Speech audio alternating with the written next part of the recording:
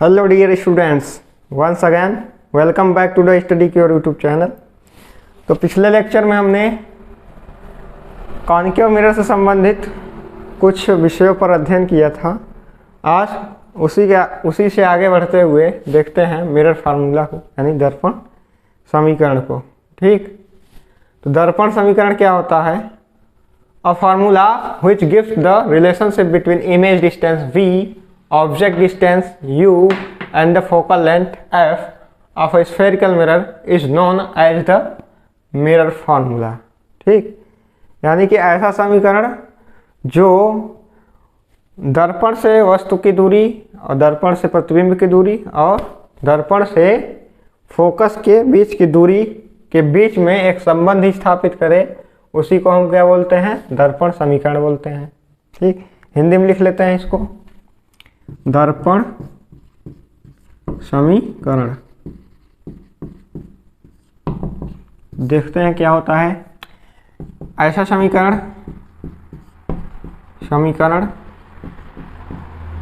जो वस्तु दर्पण से प्रतिबिंब की दूरी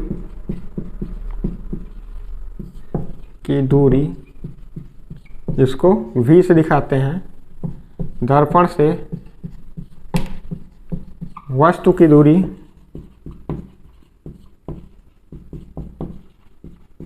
जिसको कि u से दिखाते हैं, तथा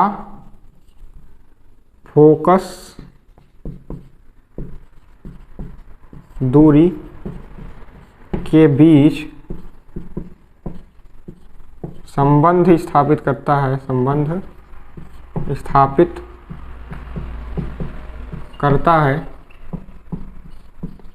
क्या कहलाएगा?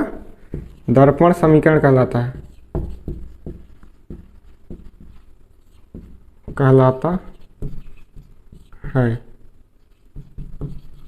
ठीक, ये क्या होता है? 1/v plus 1/u equal to होता है किसके? 1/f के।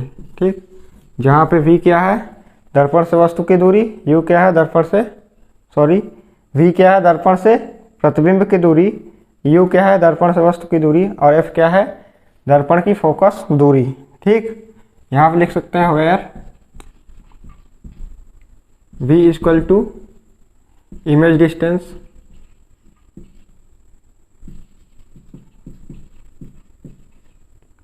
u equal to object distance and f equal to focal length. अब ये देखिए होता क्या है, इमेज डिस्टेंस क्या होता है, ऑब्जेक्ट डिस्टेंस क्या होता है और फोकल लेंथ क्या होता है। तो इमेज डिस्टेंस के बारे में हम कह सकते हैं कि a distance of an image from the pole of the mirror is known as image distance. ठीक, इसी प्रकार ऑब्जेक्ट डिस्टेंस क्या हो जाएगा? A distance of object from mirror's pole या pole of mirrors, that is known as object distance. Focal length क्या हो जाएगा? सेम चीज, the distance between focus and pole of the mirror is known as focal length. ठीक, तो ये हमारा हो गया। हिंदी में क्या लिखेंगे? वस्तु की दूरी को और प्रतिबिंब की दूरी को। तो प्रतिबिंब की दूरी क्या हो जाएगी? दर्पण के मुख्य ध्रुव या दर्पण के ध्रुव से प्रतिबिंब के बीच की दूरी को क्या बोलेंगे? प्रतिबिंब की दूरी बोलेंगे। और वस्तु की दूरी क्या हो जाएगी? दर्पण के पोल से यानी ध्रुव से वस्तु के बीच की दूरी क्या हो जाएगी? वस्तु की दूरी।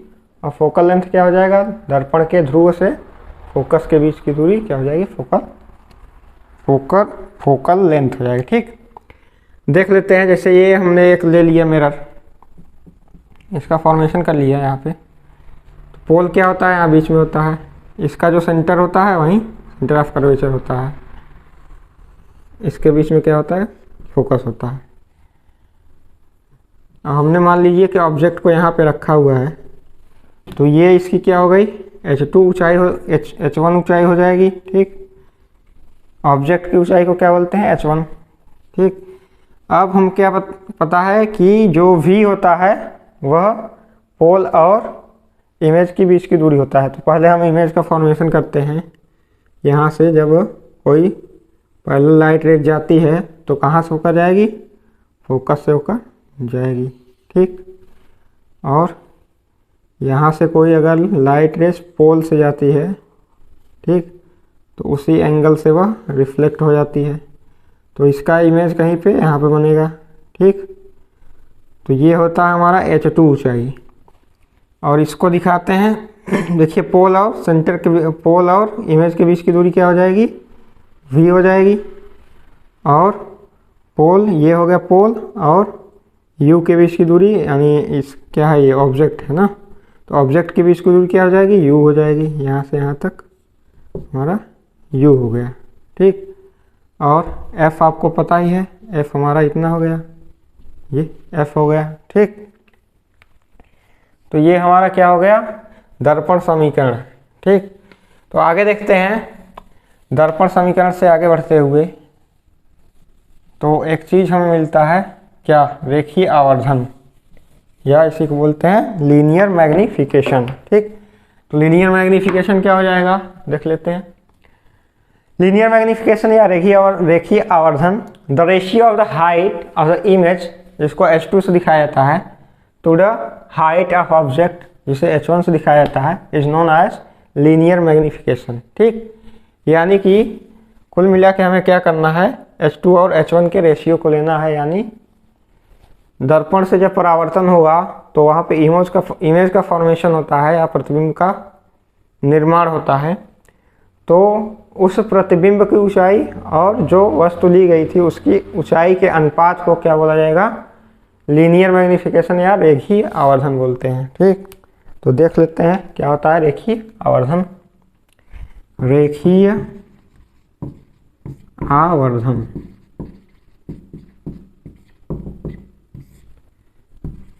दर्पण से परावर्तन के पश्चात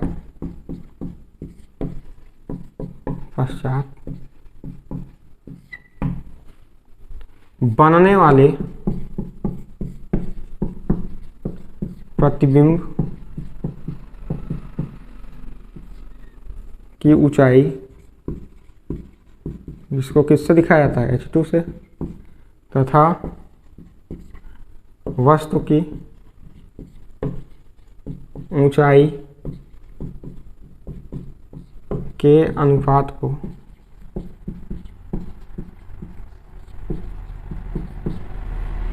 क्या बोलेंगे, वस्तु की ऊंचाई कैसे लिखा जाएगा, h1 से लिखा जाएगा। क्या बोलेंगे, रेखीय आवर्धन, रेखीय आवर्धन कहते हैं। ठीक, इसको m से दिखाया जाता है। m इक्वल टू क्या हो जाता है, h2 अपॉन में h1, क्या है, वेयर क्या हो जाएगा, h2 equal to height of image and h1 क्या हो जाएगा, हाइट ऑफ ऑब्जेक्ट। ठीक, ये हमें प्राप्त होता है। ठीक, यानी ये h2 हो गया और ये h1 हो गया, इसका जो रेशियो हो जाएगा वह m हो जाएगा, m equal to h2 upon में h1। यहाँ से ये मिल जाता है हमें रिलेशन। ठीक, आगे हम देखते हैं कि जैसे जैसे ये डिस्टेंस जो होती है किसकी, इमेज की डिस्टेंस जैसे जैसे बढ़ती जाती है, किधर, मिरर से दूर होती जाती है, वैसे वैसे क्या होता है, इसकी हाइट भी बढ़ती जाती है। ठीक, और ये भी देखा जाता है कि ऑब्जेक्ट जिस हाइट में, जिस रेशियो में ऊंचा होता है, उसी रेशियो में उसका क्या बनता है, ये इमेज भी उसी प्रकार से उसी रेशियो में फॉर्म होता है। तो हमें एक रिलेशन मिलता है जो कि मैग्नीफिकेशन और u और v के बीच में संबंध दिखाता है। उसको देख लेते हैं क्या होता है। तो देखिए क्या है, the linear magnification produced by a mirror is equal to the ratio of image distance v to the object distance u with a minus sign. ठीक, तो इसको हिंदी में क्या लिखेंगे, नोट करके लिख लीजिए। दर्पण द्वारा निर्मित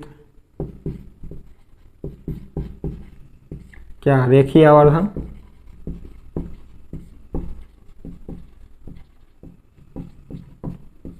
इसको m से दिखाते हैं। m दर्पण से वस्तु की दूरी, प्रतिबिंब की दूरी। ठीक, प्रतिबिंब की दूरी, प्रतिबिंब की दूरी जिसको क्या बोलते हैं, v, तथा दर्पण से वस्तु के बीच की दूरी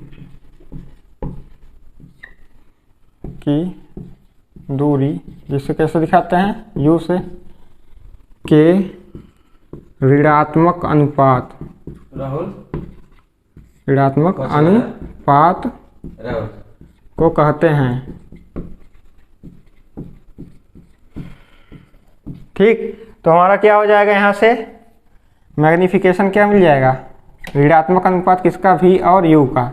ठीक, तो ये v और u क्या होता है, m जो होता है हम जानते हैं कि m बराबर h2/h1 भी होता है। तो यहाँ से क्या मिल जाएगा, m equal to minus v upon में u equal to h2 upon में h1। ठीक, तो ये तीन रिलेशन हमें मिले, तीन फार्मूले मिले हैं। 1/v इक्वल टू, ये क्या है, 1/f equal to 1/v plus 1/u। दूसरा है m equal to h2 upon में h1। और तीसरी मिली कि m की वैल्यू जो होती है माइनस v अपॉन u के भी बराबर होती है। ठीक, तो इन सभी चीज़ों का हम क्या करेंगे, उपयोग करेंगे क्वेश्चन के कैलकुलेशन में। ठीक, अब विशेष बात यह है, इस फार्मूले में देखने वाली बात यह है कि कोई भी दो अगर हमें नॉन टर्म्स दिए गए हैं, v और u दिया है तो f नहीं दिया रहेगा, यानी कि इन दोनों तीनों में से कोई दो हमें नॉन रहेगा, तीसरा अननोन रहेगा। ठीक, तो उसको हमें फाइंड करना रहेगा। और यहाँ खास बात यह है कि कल जब हम साइन कन्वेंशन या रूढ़ी चिन्ह देख रहे थे तो वहाँ पे हमने एक कार्टेशियन प्लेन का उपयोग किया था, जिसमें first quadrant, second quadrant, third quadrant और फोर्थ क्वाड्रेंट था। इसी टाइप से हमने बनाया था इसको। ठीक, इधर निगेटिव, इससे नीचे आएंगे निगेटिव, इससे ऊपर पॉजिटिव, इस दिशा में चलेंगे तो पॉजिटिव, इस दिशा में चलेंगे तो निगेटिव। इस टाइप से फॉर्मेशन हो रहा था। तो हाइट क्या हो जाएगी, ऑब्जेक्ट की हाइट हमेशा क्या रहेगी, पॉजिटिव रहेगी। और इमेज की हाइट अगर यहाँ पे है तो निगेटिव, अगर इमेज यहाँ बन रहा है तो क्या हो जाएगा, पॉजिटिव हो जाएगा। ठीक, और u की दिशा क्या रहेगी, u हमेशा अगर इधर बनता है, ये u हमेशा इधर बनता है, इधर ही रहेगा। ऑब्जेक्ट जब भी रहेगा तो लेफ्ट साइड में ही रहता है ना, तो u हमेशा क्या हो जाएगा, निगेटिव हो जाएगा। v की वैल्यू क्या हो जाएगी, अगर v इधर बन रहा है यानी इमेज इधर बन रहा है तो v की वैल्यू पॉजिटिव, और इस दिशा में बन रहा है तो v की वैल्यू निगेटिव हो जाएगी। ठीक, और विशेष बात क्या है कि इनके जो मान होंगे, दिए गए टर्म्स का जो वैल्यू होगा उसका साइन कन्वेंशन या रूढ़ी चिन्ह के अनुसार रखेंगे। जो अननोन टर्म रहेगा उसका कोई भी साइन हम अपने से नहीं लगाते हैं, उसका साइन क्वेश्चन सॉल्व करने के बाद ही प्राप्त होता है। ठीक, तो ये कुछ विशेष बातें हैं जो हमें दर्पण से संबंधित याद रखनी पड़ती है, या इसका उपयोग हम क्वेश्चन सॉल्व करने में करेंगे। ठीक, तो उम्मीद करते हैं ये सेशन आपको अच्छा लगा होगा, समझ में आया होगा। मिलते हैं अगले सेशन में कुछ क्वेश्चंस के साथ जो कि इस फॉर्मूले से संबंधित होंगे। ठीक, तब तक के लिए धन्यवाद।